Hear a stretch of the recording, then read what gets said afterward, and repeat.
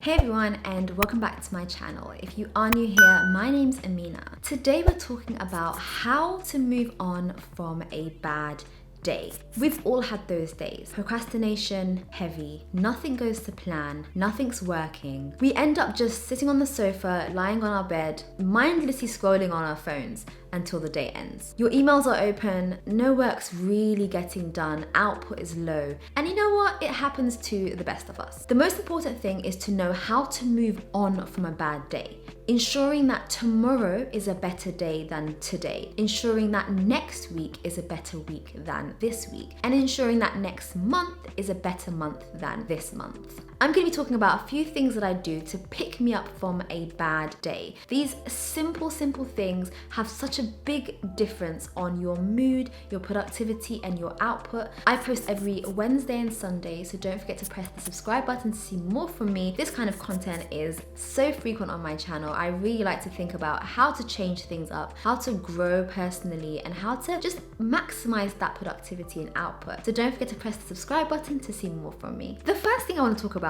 is the psychology of smiling.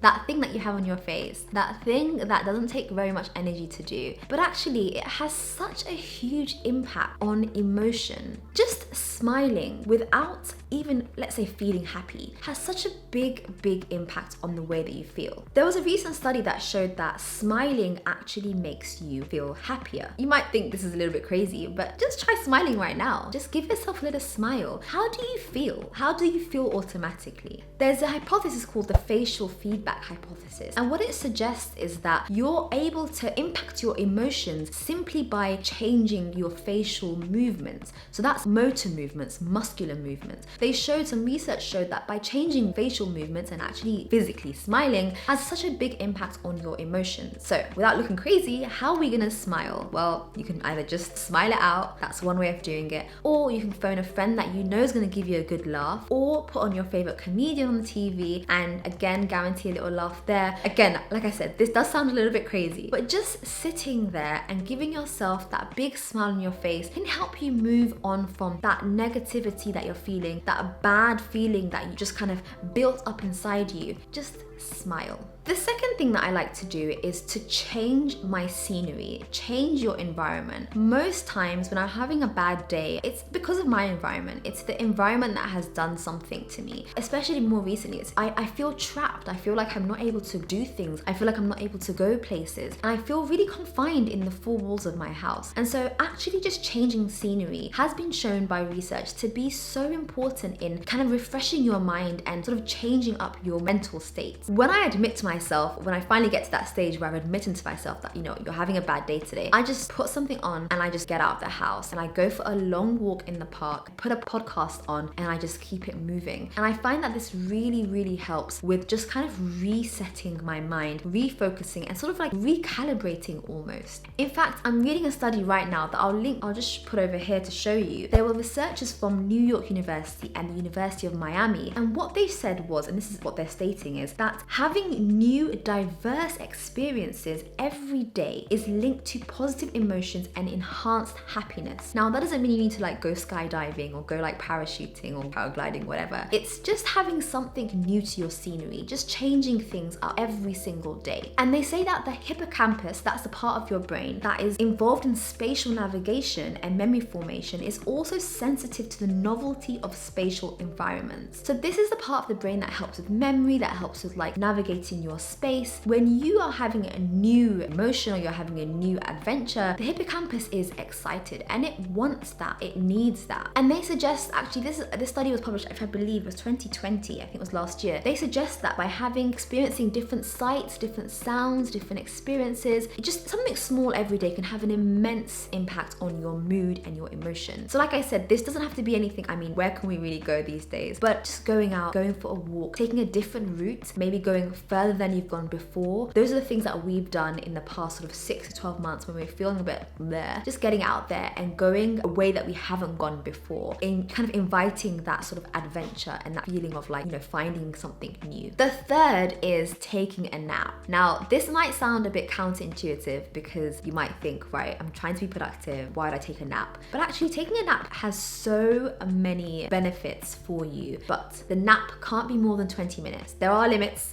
You can't just nap forever. A 20-minute short nap has such an immense impact on mood, focus, productivity, efficiency, and output. Again, there was some research that I'm looking at here that was published in Nature, and they show that after a nap, you typically feel lower levels of stress as a result of lower levels of the stress hormone cortisol. And also they find that people that nap regularly, so 20 minutes sort of every day, they've got less inflammation. Now, if you know anything about inflammation, you know how detrimental it is to our body. There are so many studies that talk about inflammation and sort of the different parts of your body that it could impact long-term, sort of chronically. I'm saying this, but I really struggle taking naps. I'm not a napper. I can't, if it's bright outside, like I can't nap. But what I do instead, if I'm feeling a bit crappy, I'll just go and lie down, close my eyes, and try to zone out from my current state. For me, that's a kind of an alternative to sleeping. It'll take me 20 minutes to just, close my eyes and try to sleep. So yeah, that definitely won't work for me, but I do find that just kind of pretending to nap, just lying down, closing your eyes, putting up a podcast or something that you can just sort of switch off and just listen to, I find really, really helpful for feeling more refreshed and more focused. Like I said, beware, do not nap for more than 20 minutes because that is a recipe for disaster. You'll come back, you'll feel groggy, you'll feel even more annoyed. So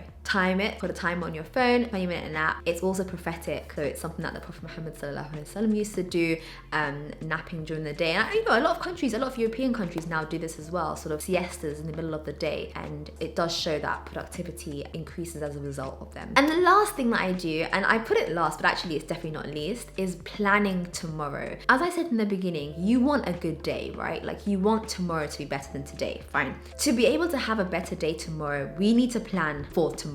Do not leave it to chance. The biggest reason for this is because it means that you're one step kind of closer to success. Imagine waking up and you've had a bad day and you're now like, okay, I want to have a good day today. You've got nothing planned, you have got no game plan, you've got no strategy. It's quite hard to then rev up, the engine and try to get yourself up and have a better day today. But if you're waking up and you've already got that plan written and you already know the approach you're taking, the exact thing that you're doing, then you're setting yourself up for success. What I recommend though is to plan a day that you know you can achieve. So don't give yourself the hardest task on your to-do list for the week. That's not smart, especially after having a bad day. You don't want to give yourself a task that you're already dreading and then you've given it to yourself in the day where you're beating yourself up about the day before. Give yourself simple, fun tasks that you do need to complete and will make you feel a sense of accomplishment, but they are tasks that you can accomplish with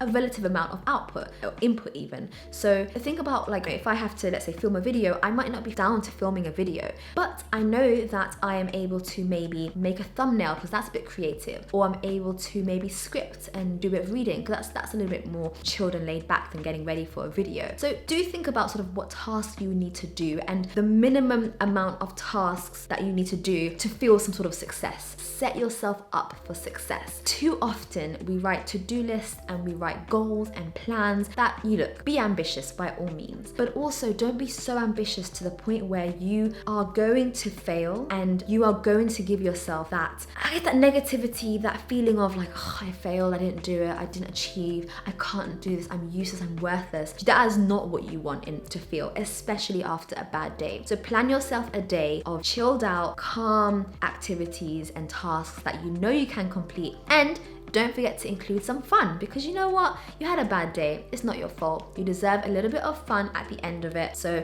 maybe plan a bath, or maybe plan watching some show, or talking to a friend, or just something that means that you kind of pick yourself up. Or you know what? Order some crosstown donuts, which is what we did the other day when we were feeling a little bit meh. Treat yourself a little bit, get yourself something that you've enjoyed. Buy yourself a new outfit, buy yourself a new gift, a new bit of jewelry, whatever it is that you feel like you need to pick yourself up, because ultimately the cost of buying that thing is nothing compared to the need for you to just pick yourself up after having that bad day. So anyway, I hope that you guys found this video useful. I've been thinking about this for a while, especially because I've had loads of bad days in the past year, especially with everything going on and adjusting to my new way of life, firstly with everything going on, and secondly, you know, having a new child. There were days in the beginning where I found it really tough, and I felt like I was failing in all aspects of my life. I felt like my house was a mess. I wasn't doing motherhood right. I wasn't working. I just felt like a failure. And I think it was really important for me to find ways to pick myself up and just start again tomorrow. Like, you can't dwell on the negative day forever. Like, you just need to pick yourself up and find a way to start again, because guess what? Tomorrow is a new day, and next week is a new week, and next month is a new month. And that is something that we need to remember. Don't wait for January the 1st to start again. No, tomorrow is a new day, and that is all that you need. So I hope you found this useful. If you did enjoy this video, don't forget to leave me a comment. Let me know sort of what else do you do to help pick yourself up after a bad day. What are some things that you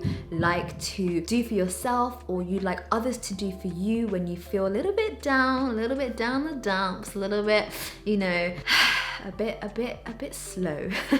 Don't forget to leave me a comment and let me know, and don't forget to leave me a thumbs up. And like I said, I post every Wednesday and Sunday, so if you want to see more from me, then I'd absolutely love it if you can press subscribe, because I'm on 110, which is amazing. 110,000 subscribers, which is so great. I've told you guys again and again, on the road to 200k by the end of this year. I'm saying it out loud, I'm putting it out there in the universe.